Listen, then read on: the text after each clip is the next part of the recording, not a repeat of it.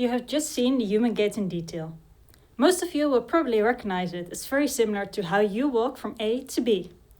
The movements for each joint are pretty well defined, so it seems simple enough to just replicate this on the exoskeleton, right?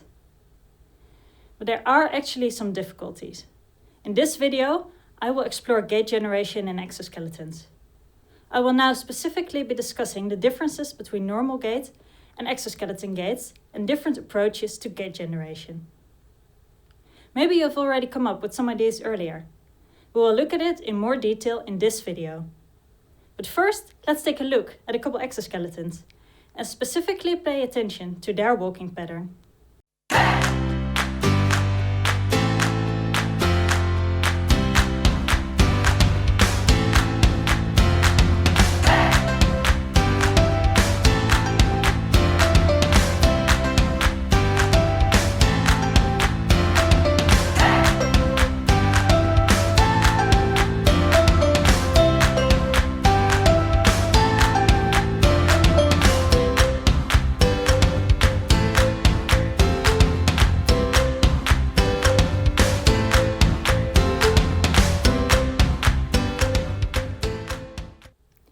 As you can see, these gaits are broadly the same, and they all show similarities to the normal human walking gait.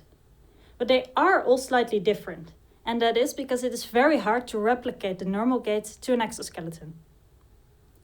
If you have paid good attention to the video, you could, for example, have seen that the feet are often lifted pretty high, and what looks pretty decent to walk with, the gait is not always as fluent as you would usually walk. If you have not, it might be worthwhile to rewatch it. Each exoskeleton is different, and every person walking in the exoskeleton is different. There are certain limitations you have to take into account, and there are numerous approaches to generating a gait for your exoskeleton. The first and most obvious reason for differences in gaits is the number of joints. The human body has lots of degrees of freedom. Remember about motions in the ankle, especially the dorsiflexion and plantar flexion motion. Not every exoskeleton has an active ankle joint. This means you might need to add more knee flexion during the swing phase of the gait to ensure sufficient foot clearance. Another reason is the characteristics of the joints in the exoskeleton.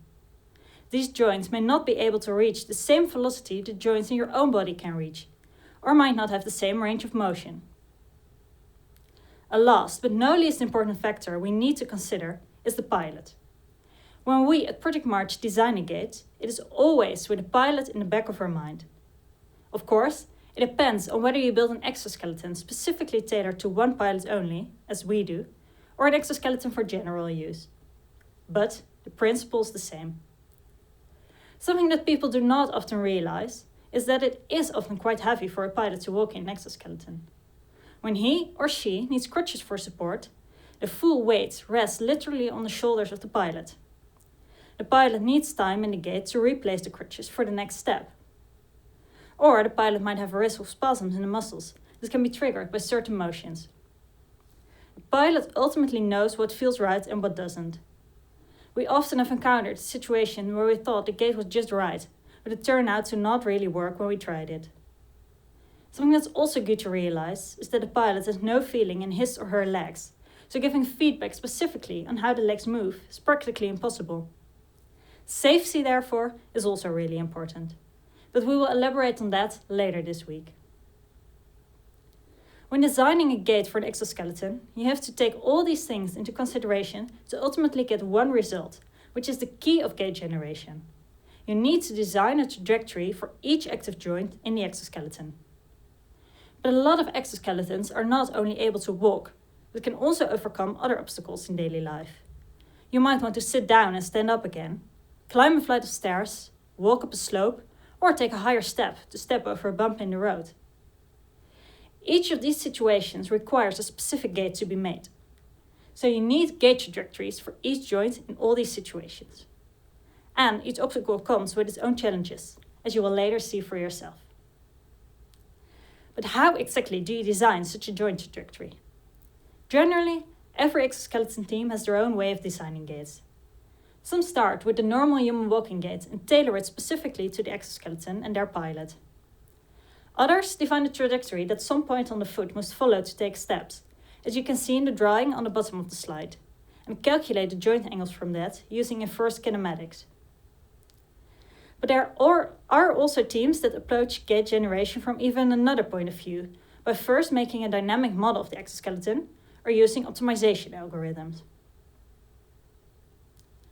Everything I have discussed in this video up to now was from a point of view of making a predefined gait trajectory, something we also call pre-programmed gaits.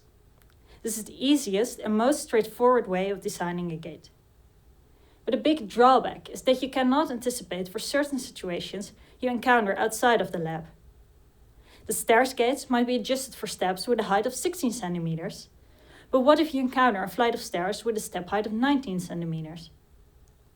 Or you have to walk on unknown, uneven terrain. It is one of the greatest challenges for exoskeletons to be able to handle situations like these. Think of having a sensor on the exoskeleton that measures the height of the obstacle and the gait automatically adjusting to this. Or maybe you can think of another option for dynamic gait generation. All this, the co-creation with the pilot, and all the options still to explore, is, in my opinion, what makes gait generation so much fun.